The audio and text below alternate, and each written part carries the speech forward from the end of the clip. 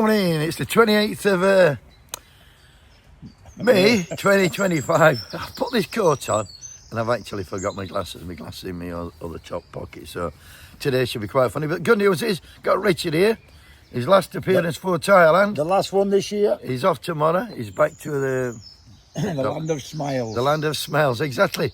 And he's holding it up so I can see it to a distance, so we'll see how it goes. But today, the main subject is Tommy Robinson.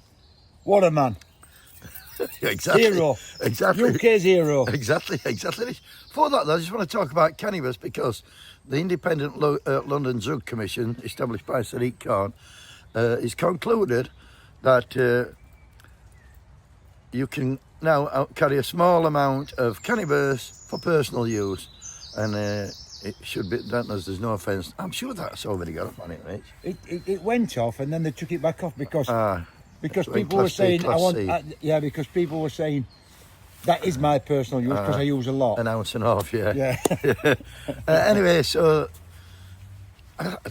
personally, I don't think it should be decriminalised, Richard. I don't think. I mean, everybody's fucking smoking it anyway. Well, in Thailand. Oh, I'm glad you said to Thailand. It's stole me fun in Thailand. It were decriminalised in 2022. So go on, Richard. Come on and tell them. 2022, it was decriminalised. You still cannot smoke it on the streets. You can buy it. You can take it into your own house. Even in the hotel, smoke it on the balcony. But you're not allowed to smoke it on the street. There you go, Rich. People are still smoking it. What about if you eat it?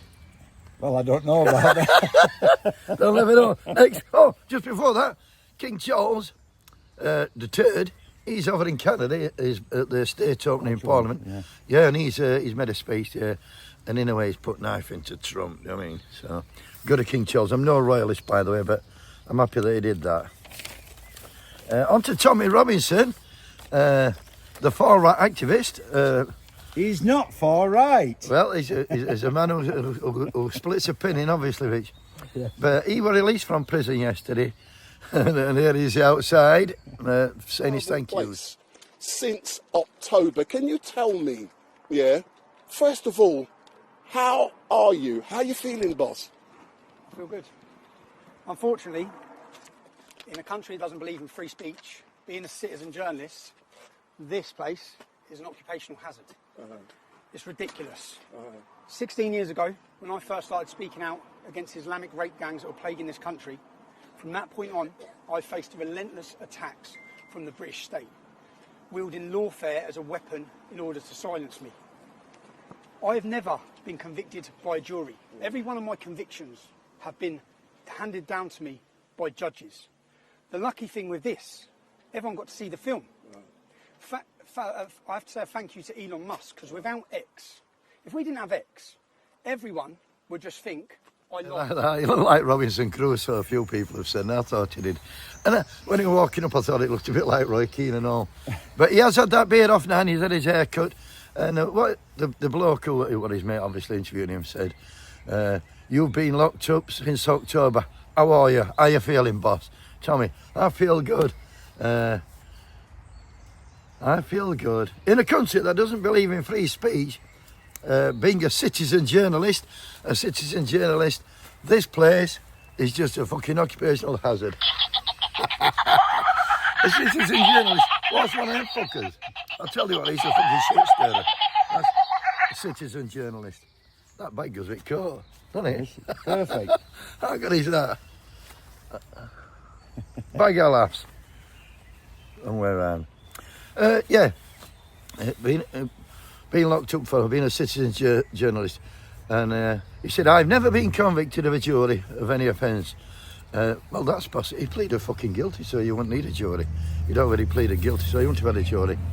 And I said, I'd like to thank Elon Musk, and on Twitter, because without him, people would have thought I'd lied. And guess what he did then? Rich? He went straight round to see his mum. Watch this. Well, I like going to this hotel for breakfast.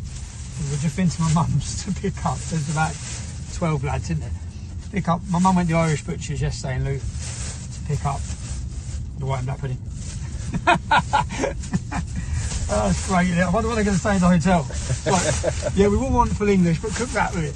Because they don't do black pudding, man. It's not full English without white black pudding. Yes, that's what he did. He went to his mum's for some fucking black pudding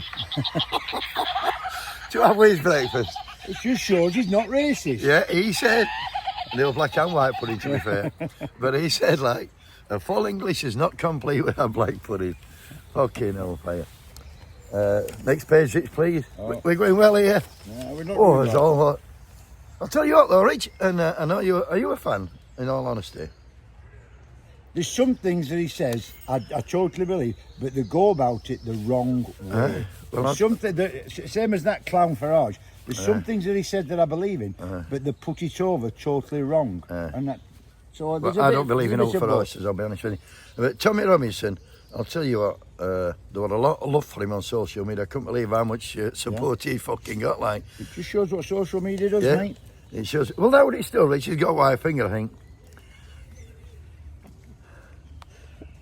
And then, yeah, take your hat off to him, he came out of prison and he was straight into, would I call it work? I'd call it grifting, but he's already organising a mass protest in London on 13th of September.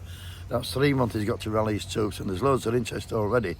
And also at the same time, there's a counter-protest group setting up to counter-protest Tommy Robinson's protest, which is in fact a protest against free speech, Rich.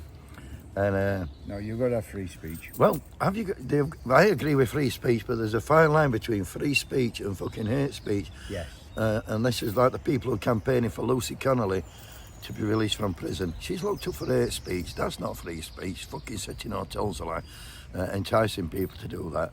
That's not free speech, that's hate speech. And a lot of what Tommy Robinson says, that's hate speech, Rich. You were going to say something, weren't you? Now, I was going to say, with that Connolly, I didn't know much about it, but did she not straight away apologise and deleted the post straight away? Well, Same as Gary Lineker. Yeah. But because of the press, we've got a fucking...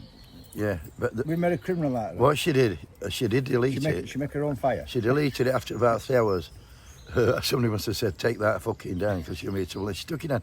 And the sad thing with Lucy Connolly, I don't know if we've gone on to her, but we have. What happened with her? Have I done that this morning? Yeah. I see! Better late than never. It's all going to some.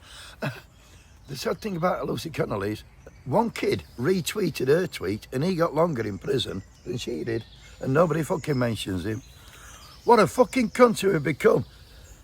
Oh, Tommy Robinson, what a cunt he is. Have a great day, buddy. Sorry about the cock-ups.